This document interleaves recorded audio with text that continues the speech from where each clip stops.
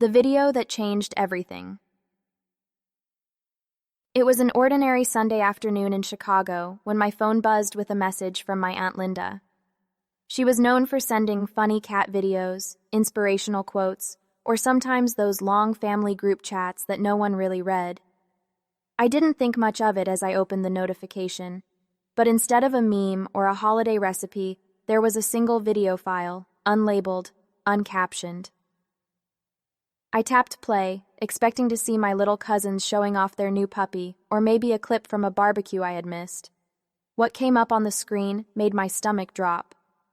It was my family, my parents, my siblings, even my grandmother, gathered in the living room. The camera was propped up, probably on a coffee table, and everyone was relaxed, laughing, eating snacks.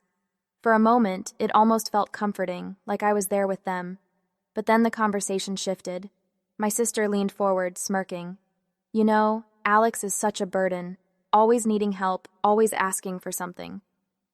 My dad chuckled in agreement. Yeah, it's like they don't even try, always the problem child. The room erupted in laughter. My mom shook her head, saying softly, Sometimes I wish they'd just get it together. It's embarrassing. Each word cut like glass. They weren't whispering, they weren't holding back.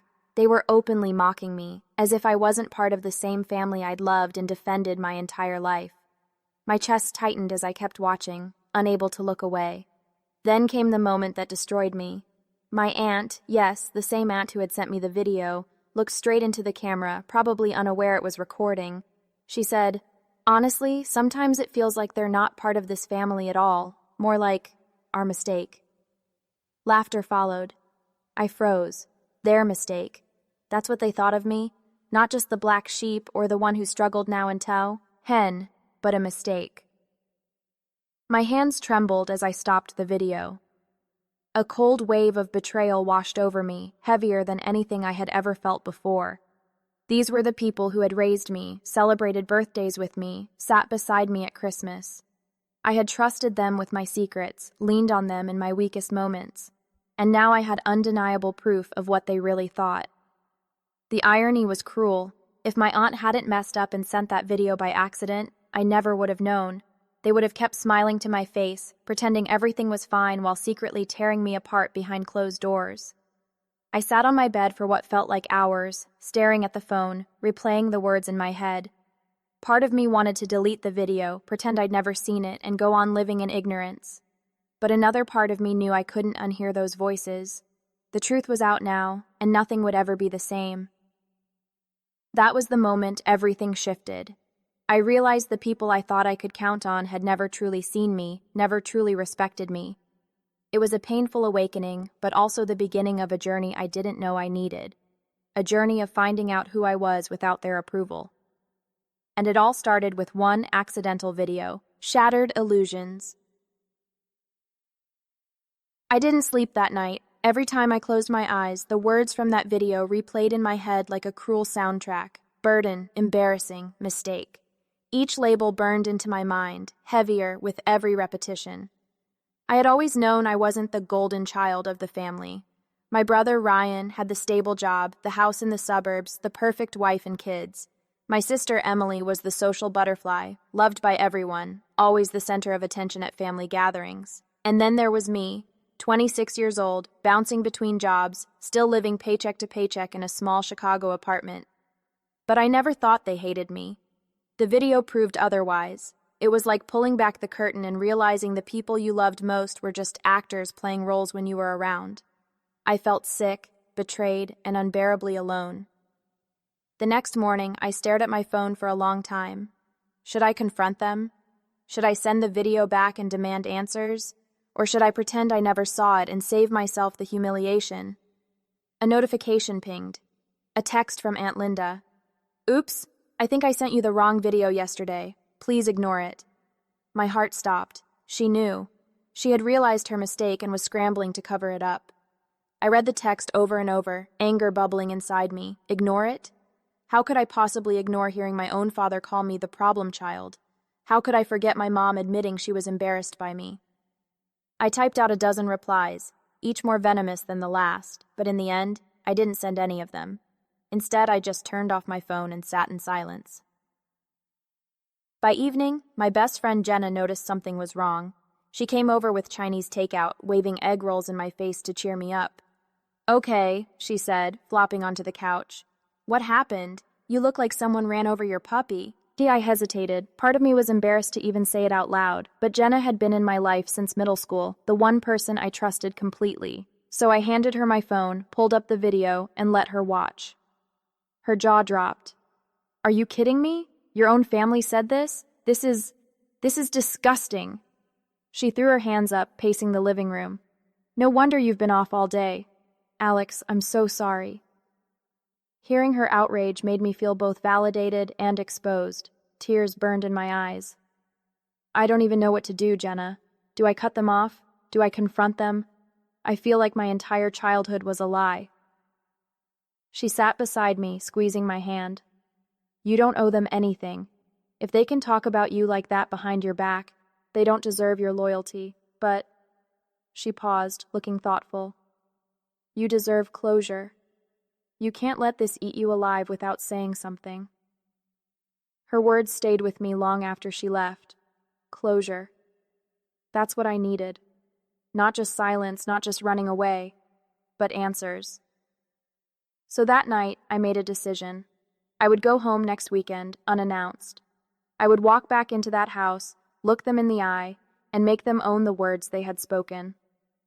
For once in my life, I wasn't going to be the quiet one who swallowed the pain. This time, they would have to face me. Walking back into the lion's den. The drive to my parents' house felt heavier than any road trip I had ever taken. Every mile closer made my chest tighten. My hands gripped the steering wheel until my knuckles turned white. Chicago faded into the rearview mirror, replaced by the familiar suburbs where I had grown up. The neatly trimmed lawns, the mailboxes with American flags, the same grocery store where my mom used to take me for Saturday morning errands. But instead of nostalgia, all I felt was dread. By the time I pulled into my parents' driveway, my heart was hammering so hard it drowned out the hum of the engine. Their house looked exactly the same. Red brick, white shutters, a wreath still hanging on the door from Christmas. It should have felt like home, but it didn't. It felt like enemy territory. I sat there for a full minute, debating whether to turn the car around. But then I thought of Jenna's words. "You deserve closure." I couldn't back down now. Taking a deep breath, I got out and walked up the path. My legs felt heavy like I was dragging weights. I rang the bell. The door opened and there was my mom. Her eyes widened in surprise. "Alex, what are you doing here?" Her voice wasn't angry, just startled. But I caught the flicker of guilt in her expression, like she already knew why I was there. "I needed to talk," I said firmly. She hesitated, then stepped aside. "Come in." The smell of pot roast hit me as I entered, familiar and warm, but it did nothing to calm my nerves. My dad was in his recliner, reading the paper, and Ryan and Emily were on the couch watching TV. When they saw me, the room went silent. "Hey," Ryan said cautiously. "Didn't know you were coming." "Yeah," I said flatly. I figured a surprise visit might be honest. The tension was immediate, thick enough to choke on. My mom fussed with a dish towel. My dad lowered his paper slowly, his eyebrows sighed. "As narrowing, what's this about?" he asked, his tone sharp. I pulled out my phone, my hand trembling slightly. "It's about this." I tapped the screen and played the video. The sound of their voices filled the room. My sister's mocking tone, my dad's chuckle, my mom's quiet agreement, and worst of all, my aunt's cold declaration. Honestly, sometimes it feels like they're not part of this family at all. More like our mistake. The laughter that followed made the silence afterward deafening. I stopped the video and looked at them. My voice cracked, but I held firm. "So, that's what I am to you? A mistake?" No one spoke. My mom's eyes filled with tears. Ryan shifted uncomfortably. Emily avoided my gaze. My dad was the first to break the silence. "You weren't supposed to see that," he said stiffly. I laughed bitterly. "That's all you have to say? Not we didn't mean it, not we're sorry? Just that I wasn't supposed to find out?" Emily finally spoke, her voice defensive. "It was just talk, Alex. You know how families vent. We didn't mean—" "Don't you dare," I snapped, my anger boiling over. Don't you dare tell me this was nothing. I heard every word. You laughed about me, mocked me, called me a burden. That's not venting. That's who you really are when I'm not around. My mom's tears spilled over.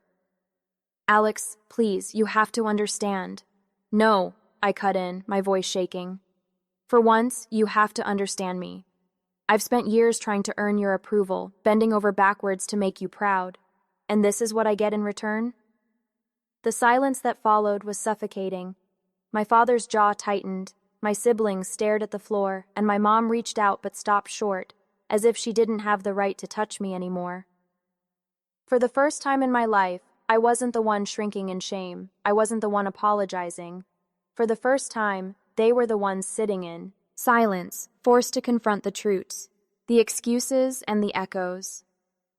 The silence in the living room stretched on like an open wound. No one moved, no one knew what to say. The only sound was the faint ticking of the wall clock, a reminder of how painfully slow each second felt. Finally, Emily crossed her arms. You're blowing this out of proportion, Alex. Everyone vents about their family sometimes. That doesn't mean we don't love you. Love? The word came out like a bitter laugh. If that's love, I'd hate to see what hate looks like. Ryan shifted uneasily on the couch. Look, man, it wasn't supposed to be serious. You've had a tough few years, and we were frustrated. That's all. Frustrated? My voice cracked. I could feel my hands trembling. You called me a mistake. That's not frustration, Ryan. That's cruelty. My dad set his paper down with deliberate slowness, his jaw clenched. You think you're the only one who struggles, Alex? We've carried you for years. Every time you needed money, every time you couldn't keep a job, who picked up the pieces? Us. Your family. And maybe, just maybe, we got tired of it. We shouldn't have said what we said, but don't act like we pulled it out of nowhere. His words hit me harder than I expected. My throat tightened, my chest heavy with shame and anger tangled together. I never asked to be mocked behind my back. If I was struggling, it was because I needed help, not because I wanted to drag you down. Do you think I liked being the one who didn't measure up? Mom finally spoke, her voice quiet, trembling. Alex, you weren't a mistake. None of us believe that. Linda, your aunt, she said it and it was wrong. But the rest of us... I cut her off. Don't. I heard you, Mom. I heard you say I was embarrassing. That wasn't Linda. That was you. Her face crumpled. Tears spilled down her cheeks, and she covered her mouth as if she could take the words back. But she couldn't. No, none of them could. The weight of the room pressed down on me. I felt the air grow heavier, my chest squeezing like I couldn't breathe. Without thinking, I grabbed my coat and stormed toward the door. Alex, wait, Ryan called after me. But I didn't stop. I shoved the door open and stepped into the cold night air. The chill slapped me across the face, but it was almost a relief compared to the suffocating heat of that living room. I stumbled down the driveway, my vision blurred with tears. The quiet neighborhood looked the same as it always had, porch lights glowing, kids' bikes leaning against garages. But for me, it felt like a graveyard. Every step echoed with the realization that I didn't belong here anymore. My phone buzzed in my pocket, a text from Jenna. How's it going? I stared at the screen through watery eyes. My thumbs hovered, then I typed. They don't see me. They never did. I wandered to the park at the end of the street, the same park where I'd learned to ride a bike, where Dad used to push me on the swings. I sat on the cold metal bench, shivering, my breath fogging in the air. For the first time in years, I felt like a child again, small, unwanted, invisible. But as the tears slowed, something inside me shifted. Maybe Jenna was right. Maybe closure didn't mean making them apologize or understand. Maybe closure meant realizing I couldn't keep waiting for their approval. Maybe closure meant walking away. By the time I left that bench, I hadn't decided what I was going to do next. But I knew one thing for certain. I couldn't let their voices define me anymore. Choosing my own path, the drive back to Chicago felt endless. The silence inside my car was deafening, broken only by the occasional swipe of the wipers against the windshield. My face was still blotchy from crying, and my hands gripped the steering wheel so tightly they ached. By the time I reached my apartment, exhaustion hit me like a wave. I didn't bother turning on the lights. I just collapsed on the couch, staring into the dark. That video, their faces, their excuses, it all played in a loop inside my head. A knock at the door startled me. For a second, I thought maybe I had imagined it, but then came Jenna's voice. "Alex, it's me. Open up." I dragged myself off the couch and opened the door. She stepped inside, carrying a grocery bag, her face filled with worry. "You look like hell," she said softly. "Thanks," I muttered. She set the bag down and pulled out 2 pints of ice cream. "Emergency kit," she said, handing me a spoon. "Now sit. Tell me everything." So I did. I told her how I had played the video for them, how my dad doubled down, how Emily brushed it off, how my mom's guilt wasn't enough to erase her words. By the time I finished, I was shaking again. Jenna listened without interrupting, her spoon forgotten in her lap.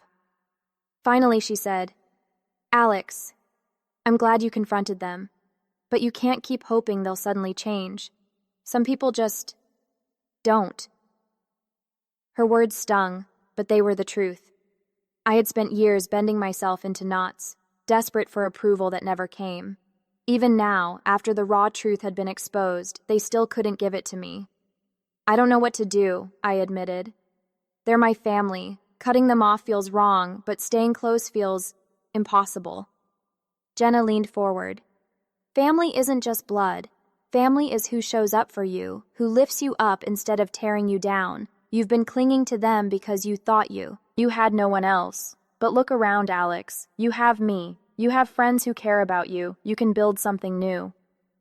Her words sank in slowly, like water soaking into dry ground. Could it really be that simple? That I didn't need their approval to have a family? That I could create my own circle, my own support system? The thought was terrifying, but also freeing. That week, something in me shifted. At work, instead of hiding in the background, I volunteered for a new project. My boss noticed. "Nice initiative, Alex," he said, patting my shoulder. For the first time, I felt seen outside of the family lens that had defined me for so long. I started going to trivia nights with coworkers, joining Jenna for yoga classes, saying yes to invitations instead of retreating into isolation. Little by little, the tight knot in my chest began to loosen. But late at night, when the world was quiet, the ache returned. I would remember my dad's glare, my mom's tears, the sound of my siblings laughing at my expense. The hurt didn't vanish overnight. One Friday evening, Jenna and I sat on my balcony, watching the city lights shimmer. She nudged me. "You're different lately, stronger. What's going on in that head of yours?" I thought for a long time before answering. "I think I'm done chasing them. If they can't see me for who I am, then that's their loss. I want to build a life that's mine, not one that's waiting for their approval." She smiled. "That's the Alex I've been waiting to see." As I looked out at the skyline, I realized something. The video that had shattered me was also the thing that set me free. I wasn't their mistake. I wasn't their burden. I was my own person, and for the first time, that felt like enough. When the past comes knocking, spring came quietly to Chicago. The snow melted, the air softened, and the streets filled with people who had been hibernating all winter. For me, the season brought a different kind of thaw. I was thriving in ways I hadn't thought possible just months before.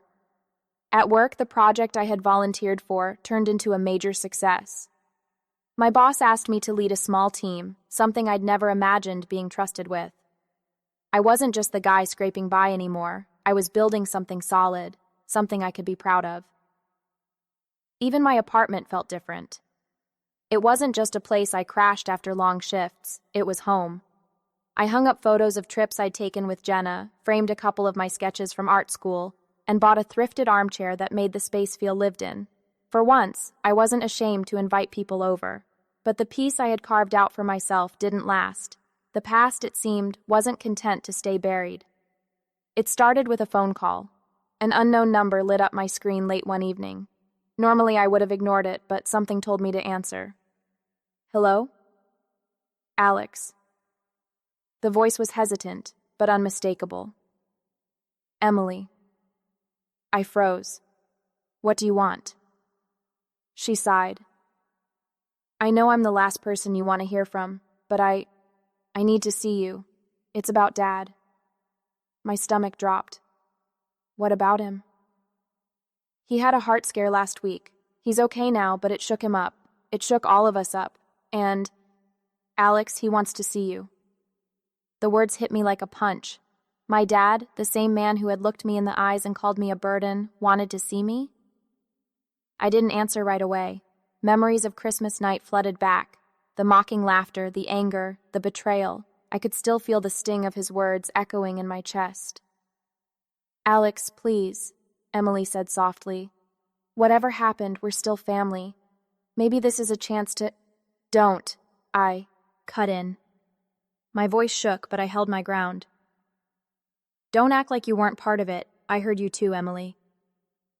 Silence, then a broken whisper. I know. And I regret it. That's why I'm calling. After the call, I sat in the dark, staring at the city lights outside my window. My heart was a battlefield. Part of me wanted to slam the door shut forever, but another part whispered that maybe, just maybe, this was an opportunity for closure.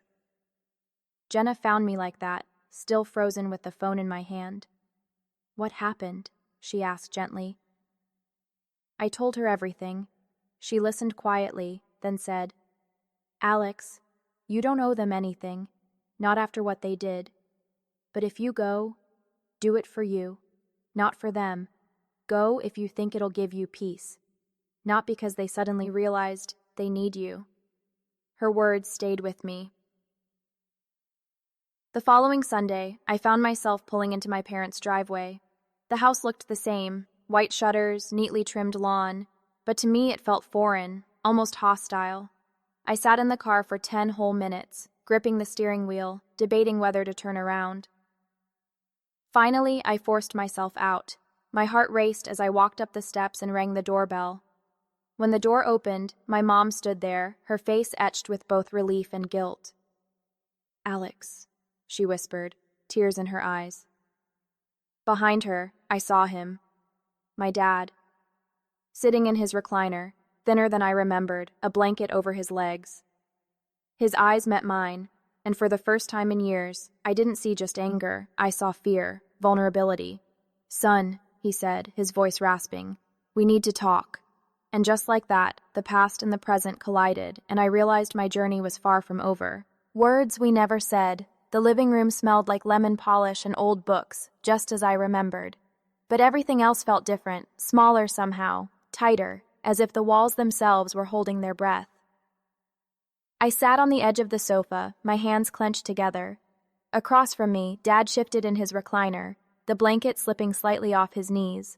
He looked older than I remembered, weaker. For a long time, neither of us spoke. Finally, he cleared his throat. Emily told me what happened at Christmas. I raised an eyebrow. Did she tell you what you said, or should I play the video again? His face tightened, and for a moment, I saw the same man who had glared at me across the dinner table, his jaw sharp with disappointment. But then something cracked. His shoulders sagged, his voice dropped low. I know what I said, Alex. I remember every word. He swallowed hard. And I regret them. The words hung in the air like smoke. Regret. Something I had never expected to hear from him. You regret saying them, I said slowly, or you regret thinking them. He winced. Both. Mom sat down beside me, her hand reaching for mine, but I pulled away. I wasn't ready for comfort. Not yet. I don't get it, I said, my voice rising. Why? Why call me that? Why laugh with everyone like I was just some joke to you? His eyes glistened. Because I was angry at myself, at the world, at you too, I guess. You were struggling, and instead of helping you the way a father should, I took the easy way out. I made you the scapegoat. I shook my head. You broke me, Dad. Do you get that? You weren't just venting, you branded me the family mistake. He closed his eyes, tears escaping down the lines of his face. I know, and if I could take it back. God, if I could. He trailed off, his voice breaking. The room blurred. Part of me wanted to scream, to throw his regret back in, his face to remind him of every night I had cried myself to sleep, believing I wasn't good enough. But another part, smaller, quieter, saw the man trembling before me, vulnerable, human. Mom finally spoke. Alex, we were wrong, all of us. That video, it was cruel and it should never have happened, but maybe this can be the start of something new. I let out a bitter laugh. You think one conversation can fix years of damage? No, Dad whispered, but it can be the first step. I stood and paced the room, my chest heaving. I looked at the family photos on the mantel, me as a kid with missing teeth, Emily in her prom dress, Ryan holding his first basketball trophy. We had been happy once, hadn't we? Or had I just imagined it? Turning back, I said, I don't know if I can forgive you. Not yet, maybe not ever. But I came here today because I needed answers, and now I have them. His face crumpled. Does that mean you're leaving for good? I hesitated. The truth was, I didn't know. Finally, I said, it means I'm not making any promises. If you really want me in your life, you'll have to prove it. Not with words, with actions. Dad nodded, wiping his eyes. Then I'll try. As long as I have time left, I'll try. I walked toward the door, the weight of the moment pressing against my chest.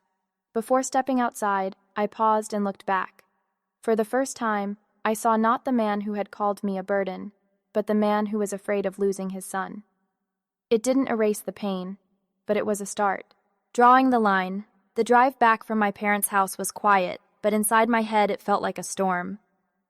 Every word Dad had said echoed in my mind, his regret, his promise to try, his brokenness.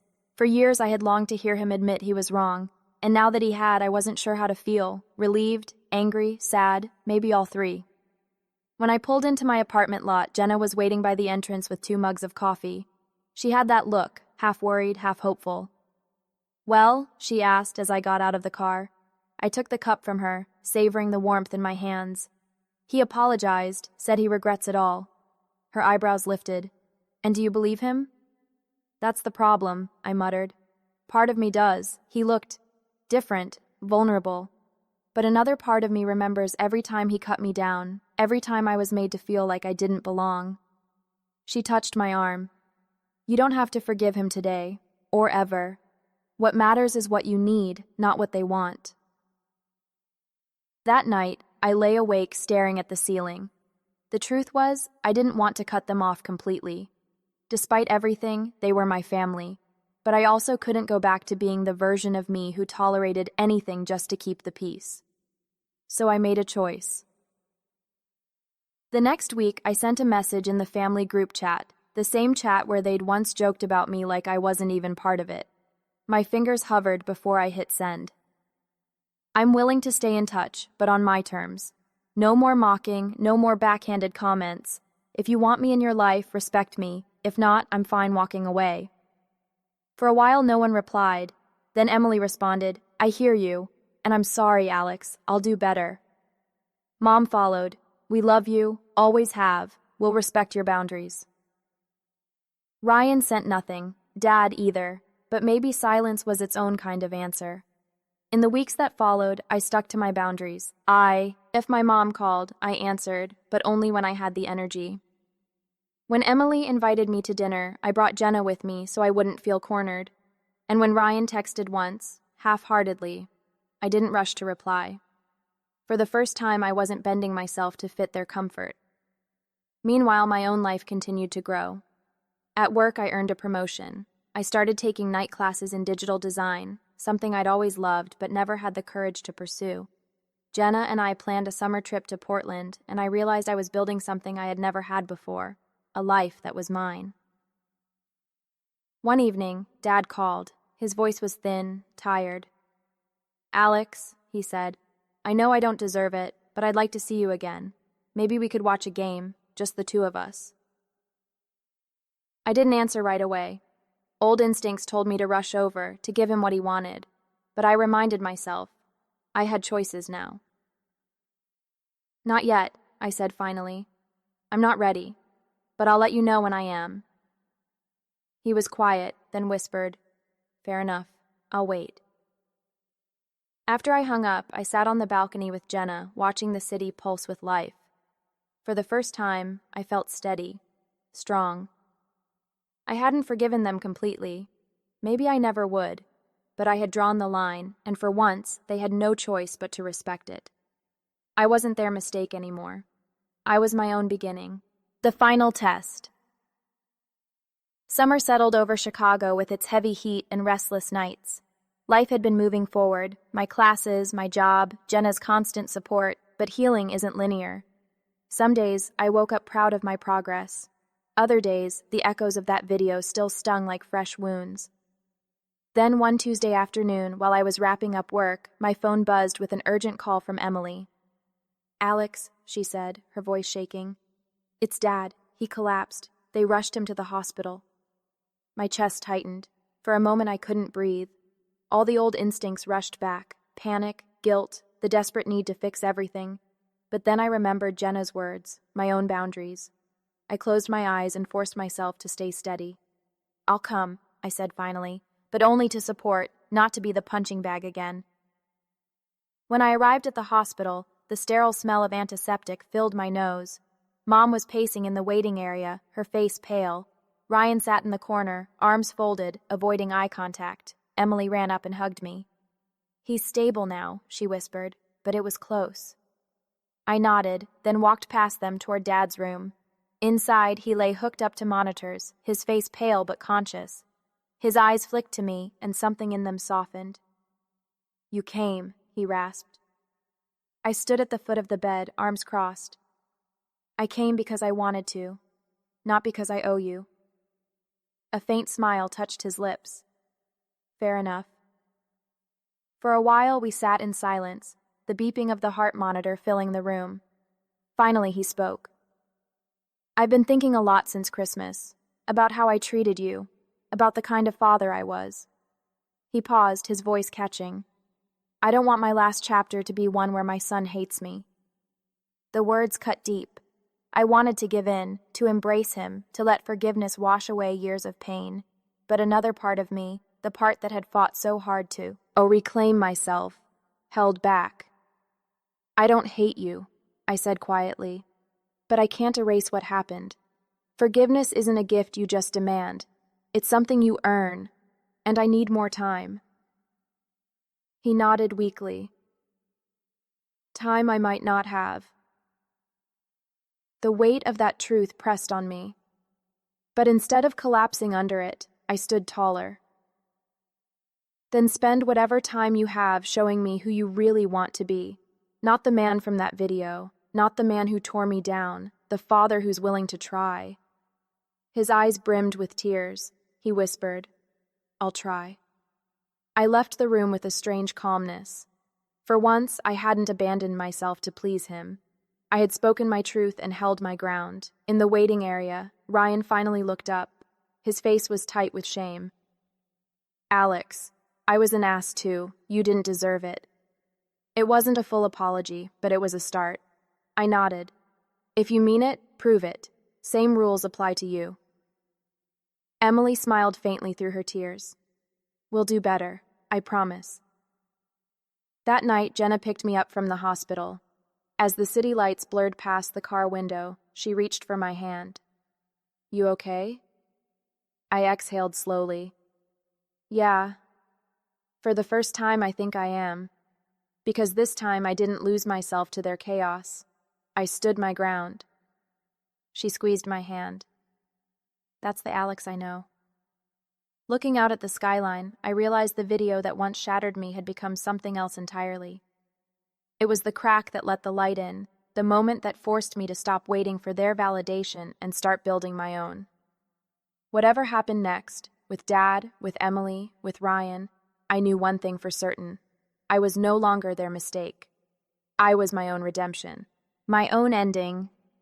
Looking back now, it almost feels surreal, A single video accidentally sent unraveled everything I thought I knew about my family. At first, it felt like my world had ended, that every cruel word they said was the truth about me, carved into my skin like a permanent mark.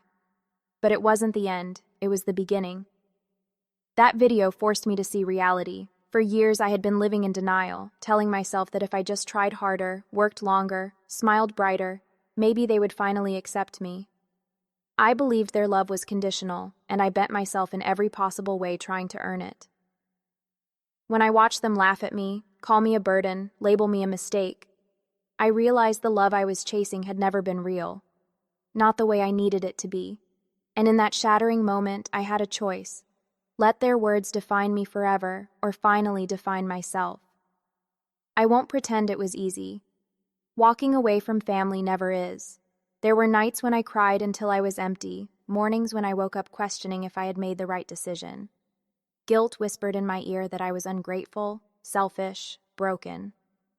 But with every step forward, every new project at work, every class I signed up for, every dinner with Jenna where I laughed without fear of being mocked, I built a life outside of their shadows, a life that belonged to me. And when Dad finally admitted his regret, when Emily and Ryan began to take responsibility for their part, I didn't rush to forgive them.